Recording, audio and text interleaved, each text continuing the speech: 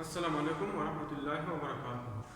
Dear students, हमारा experiment number 2 20 स्टेपनेस मालूम करना है एक्सपेरिमेंटली और थ्योरेटिकली। डिफरेंस पहले वाले एक्सपेरिमेंट में और इसमें ये है कि उसमें हमने एक्सटेंशन स्प्रिंग अपरेटस यूज़ किया और इसमें हम कंप्रेशन स्प्रिंग अपरेटस यूज़ करते हैं। तो पहले हम कंप्रेशन स्प्रिंग अपरेटस यूज़ करके एक्सपेरिमेंटली स्टेपनेस मालूम करते हैं। ठीक है, तो ये हमारे साथ कंप्रेशन स्प्रिंग अपरेटस है। ठीक है, पहले हमने पॉइंट को 0 की सेट किया है।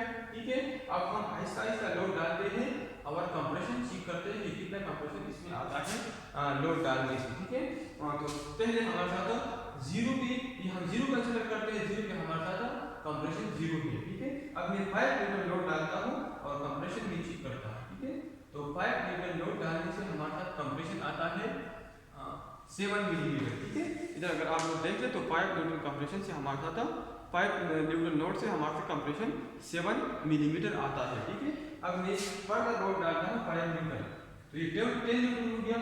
तो 10 न्यूटन पे हमारे साथ कंप्रेशन आता है 12 मिलीमीटर। ठीक है, 10 न्यूटन पे लोड पे हमारे साथ कंप्रेशन आता है 12 मिलीमीटर। ठीक है, इस तरह मैं फर्दर लोड इंक्रीज करता हूँ 15 न्यूटन तक, तो 15 न्यूटन पे हमारे साथ कंप्रेशन आता है 17 मिलीमीटर। ठीक है, तो 15 न्यूटन पे हमारे साथ कंप्रेशन आता है 17 मिलीमीटर। ठीक है, इसी तरह अगर लोड में फर्दर इंक्रीज करता हूँ 20 तक, तो 20 पे हमारे साथ कंप्रेशन आता है 22 मिलीमीटर। ठीक है, 23 मिलीमीटर, 20 पे हमारे साथ कंप्रेशन आता है 23 मिलीमीटर। ठीक है, फर्दर लोड इंक्रीज करता हूँ 5 न्यूटन। ठीक है, तो ये हो गया 25 न्यूटन, तो 25 पे हमारे साथ कंप्रेशन आता है 28 मिलीमीटर। ठीक है, 25 पे हमारे साथ कंप्रेशन आता है 28 मिलीमीटर। ठीक है, फर्दर लोड इंक्रीज करता हूँ 30 न्यूटन तक, तो 30 न्यूटन पे हमारे साथ कंप्रेशन आता है 33 मिलीमीटर। ठीक है, यहाँ से मैं चेक करता हूँ एग्जैक्टली 33 मिलीमीटर। ठीक है, 30 न्यूटन पे 33। अब अनलोडिंग कंडीशन में, अनलोडिंग में पहले स्टार्ट में यहाँ से लेता हूँ तो 30 पे हमारे साथ 33 मिलीमीटर पे। ठीक है, लोड हटाता हूँ 5 न्यूटन, तो कितना हो गया 25 हो गया। 25 पे हमारे साथ कंप्रेशन है 28 मिलीमीटर। ठीक है, 25 पे अनलोडिंग में कंप्रेशन है 28 मिलीमीटर। ठीक है, फर्दर लोड हटाता हूँ 20 न्यूटन करता हूँ, तो 20 न्यूटन पे हमारे साथ कंप्रेशन है 23 मिलीमीटर। ठीक है, 20 न्यूटन पे हमारे साथ कंप्रेशन है 23 मिलीमीटर। ठीक है, फर्दर डिक्रीज करता हूँ 15 न्यूटन तक, तो 15 न्यूटन पे हमारे साथ कंप्रेशन है 17 मिलीमीटर। ठीक है, तो 15 न्यूटन पे हमारे साथ अनलोडिंग में कंप्रेशन है 17 मिलीमीटर। ठीक है, फर्दर लोड डिक्रीज करता हूँ 10 न्यूटन तक, तो 10 न्यूटन पे हमारे साथ कंप्रेशन है 12 मिलीमीटर। ठीक है, 12 मिलीमीटर, 10 न्यूटन पे कंप्रेशन है 12 मिलीमीटर। ठीक है, फर्दर लोड डिक्रीज करता हूँ तो 5 न्यूटन पे हमारे साथ कंप्रेशन आता है 7 मिलीमीटर। ठीक है, 5 न्यूटन पे कंप्रेशन है 7 अनलोडिंग में 7 मिलीमीटर। ठीक है, और 0 करता हूँ तो 0 की हमारे साथ कंप्रेशन 0 मिलीमीटर। तो हमारे साथ ये डेटा आ गया लोडिंग में और अनलोडिंग में। ठीक है, अब हम एवरेज एक्स मालूम करेंगे, दोनों को ऐड करें, 2 पे डिवाइड करें, क्योंकि लोडिंग अनलोडिंग में कंप्रेशन सेम है तो एवरेज भी वही आएगा। और अब हम स्टेपनेस मालूम कर सकते हैं, स्टेपनेस इज इक्वल टू F/K। ठीक है, लोड डिवाइड बाय कंप्रेशन। ठीक है, तो इससे हम हमारे साथ ये चीज 0.714, 0.833, 0.882, 0.869, 0.892 और 0.909 न्यूटन पर मिलीमीटर आ गए। ठीक है, अब हम एवरेज मालूम कर सकते हैं इसी स्प्रिंग की।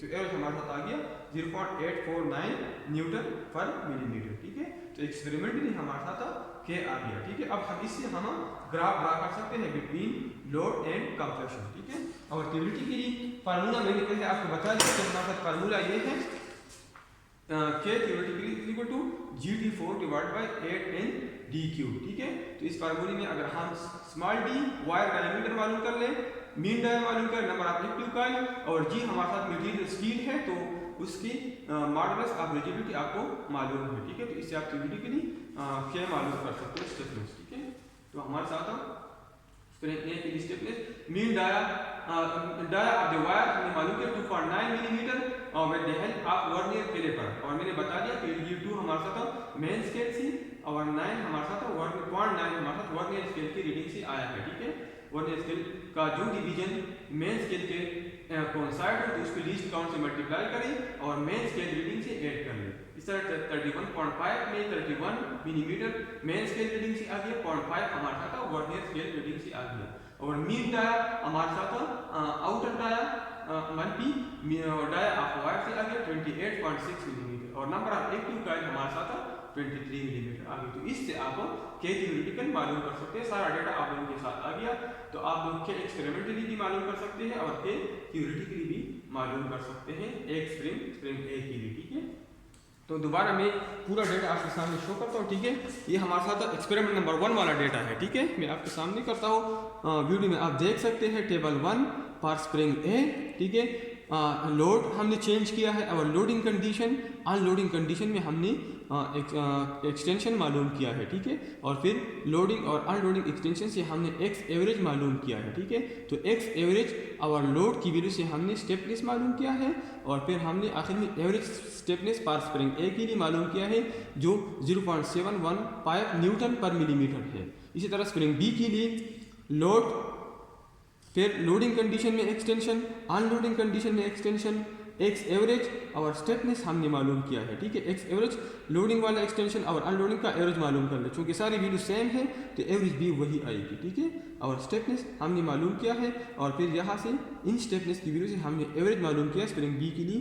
तो एवरेज स्टेपनेस पर spring be equal to 6.38 newton per millimetre, ठीक है। और थ्योरेटिकली हमारे साथ ये फार्मूला है KTH equal to GD4 divide by 8ND cube, ठीक है। तो इससे हम थ्योरेटिकली क्या मालूम कर सकते हैं अगर हमारे साथ ये वैल्यू आ जाए, ठीक है। अगर हमारे साथ ये वैल्यू आ जाएगी, इधर मैंने डिफाइन किया कि स्मॉल डी किया है, कैपिटल डी किया है, एन किया है, जी किया है और के किया है, ठीक है। ये मैंने डिफाइन किया, ठीक है। अब theoretical data small D spring A के लिए, स्प्रिंग बी के लिए हमने मालूम किया है। आउटर डाया स्प्रिंग ए के लिए, स्प्रिंग बी के लिए हमने मालूम किया है। मीन डाया स्प्रिंग ए के लिए और स्प्रिंग बी के लिए हमने मालूम किया है।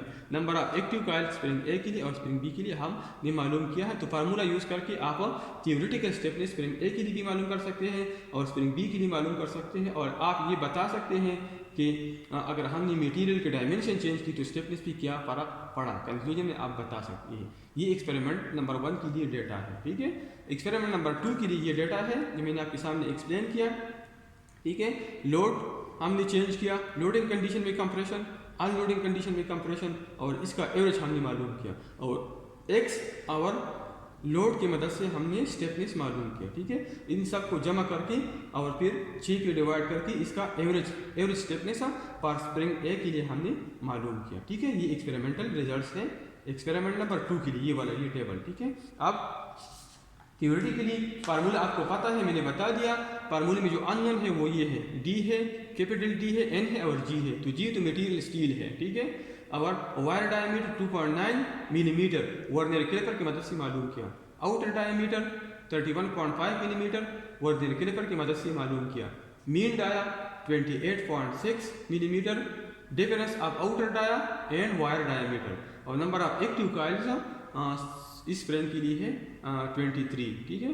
तो इससे आप के एक्सपेरिमेंटली भी मालूम कर सकते हैं, के थ्योरेटिकली भी मालूम कर सकते हैं, और आप लोड और कंप्रेशन के दरमियान प्लॉट भी कर सकते हैं, ठीक है।